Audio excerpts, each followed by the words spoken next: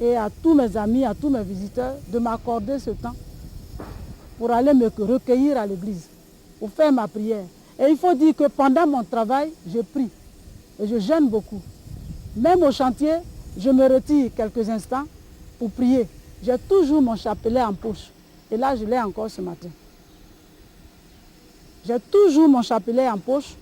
Je ne sors pas de ma maison sans mon chapelet. Les bâtons dans les roues, j'en ai eu. Je dirais même, c'était la vraie méchanceté. La méchanceté parce que ici à Divo, je prends le cas de Divo, où il y a 6 scieries. Je suis la seule dame à avoir une scierie. Et la seule dame aussi à être agréée officiellement par l'État. 2 codes, un code forestier, un marteau forestier. Un code industriel, un marteau industriel. Le code forestier, c'est quoi que je détiens? Ce code forestier m'a donné droit à un périmètre. Ce périmètre qui va jusqu'à 20 ans. Donc à exploiter jusqu'à 20 ans. Alors que certains scieries ici n'ont pas de périmètre. Ils ne sont même pas agréés.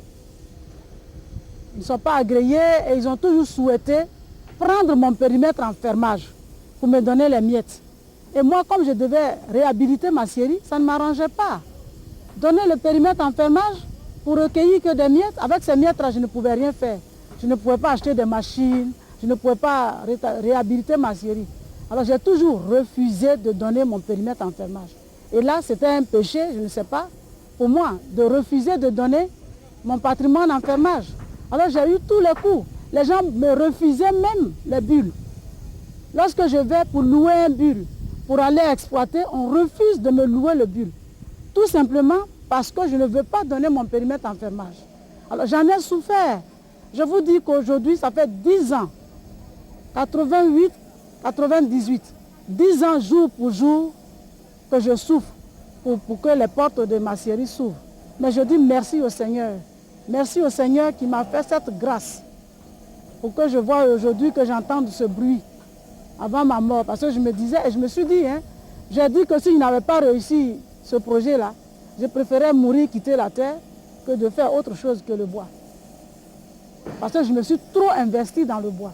Non, mais vous voulez dire que tous ceux qui sont ici et les autres scieries n'ont aucun papier? Non, la plupart n'ont pas de papier. Il faut appeler les choses par leur nom.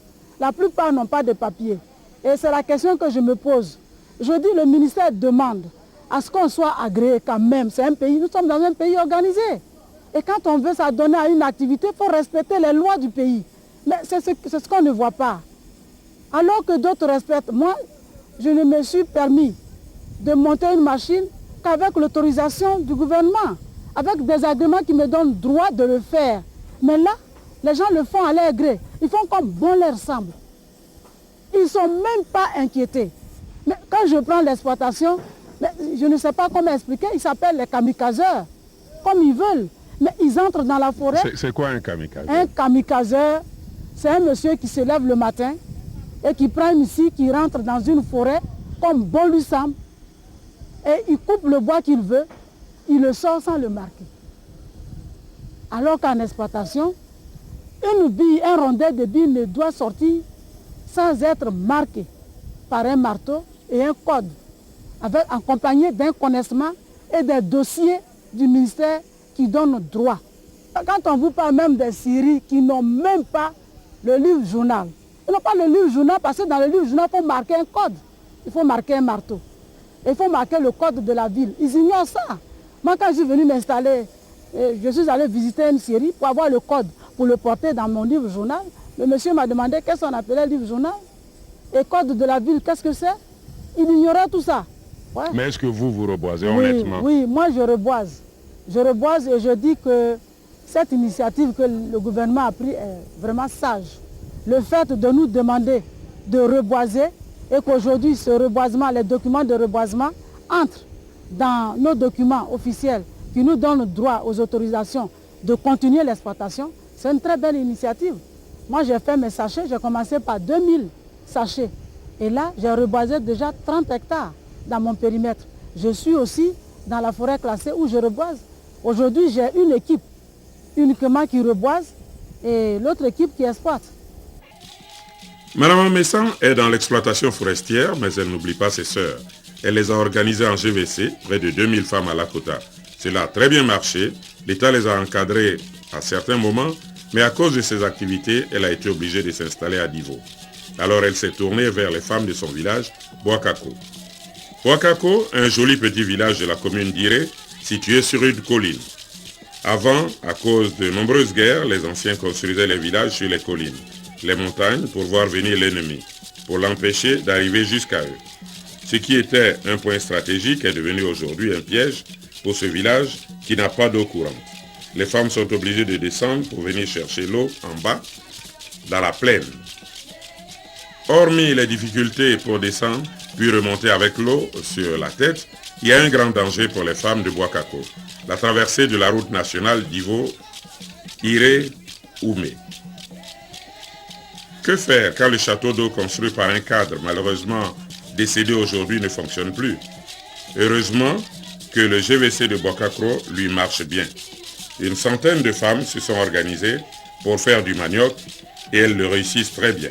Plus de 150 hectares ont été plantés au flanc des collines, dans la plaine, partout où il y a un lopin de terre. Ces femmes se tuent à la tâche inutilement, semble-t-il, puisqu'elles n'ont personne pour leur acheter leur manioc. Le GVC a été créé en 1977 par nos grands-mères, nos mamans. Il y a beaucoup qui sont mortes, il y a d'autres qui vivent. Bon, elles ont fait ce travail. Elles semaient la tomate, le piment. Quand elles récoltent, il n'y a pas de marché, donc elles ne bénéficient de rien. Bon, à notre tour, on a vu que tout ça, ça pourrit. Bon, on a essayé de voir un peu sur le manioc. Le manioc pour pourrir, ça tarde un peu. Donc on a fait des champs de manioc.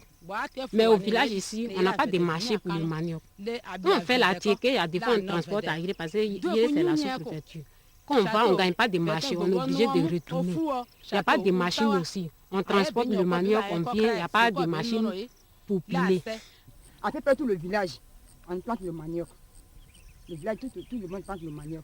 Dans le village, il y a peut-être de manioc dans le village. Nous sommes trop nombreuses, garçons comme femmes. Le manioc, il y en a trop dans le village. Mais ce que ma soeur vient de dire, on n'a pas le marché pour le manioc. On n'en a rien. Notre problème, c'est que nous cherchons une machine pour piler le manioc. Avec ça, on peut bien faire la tiéké. Et si nous cherchons un marché, nous trouvons un marché, on peut aller vendre notre tiéké ailleurs. Parce que le village n'est pas grand. Bon, une fois qu'il y a 2 cuvettes d'attiqué dans le village, ça ne s'achète plus. Ça pourrit. Donc nous supportons le manioc par là à Iré. Iré, c'est une petite sous-préfecture. Bon, une fois qu'il y a déjà 2 dinars qui sont arrivés, le manioc, ça ne s'achète pas. Ça pourrit. Pour la tiéko aussi, c'est la même chose. Bon, la tomate, à peu près, la tomate pourrit vite. Le manioc au moins, si on a planté que ça fait 2 ans, ça est dans la terre, ça ne peut pas pourrir. Alors que la tomate, une fois la tomate est déjà mûre, on ne peut pas laisser. Même si on a cueilli que ça est dans la cuvette, ça peut pourrir. Au moins de 2 à 3 jours, ça peut pourrir. Voilà pourquoi on sait tout le manioc.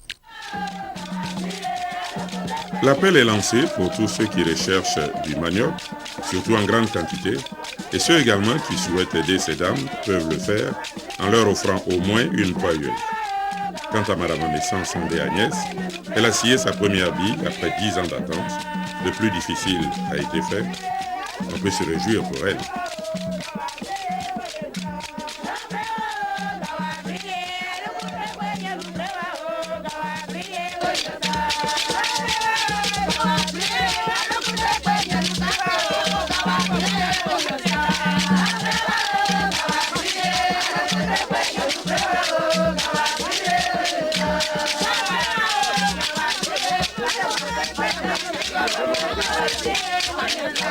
La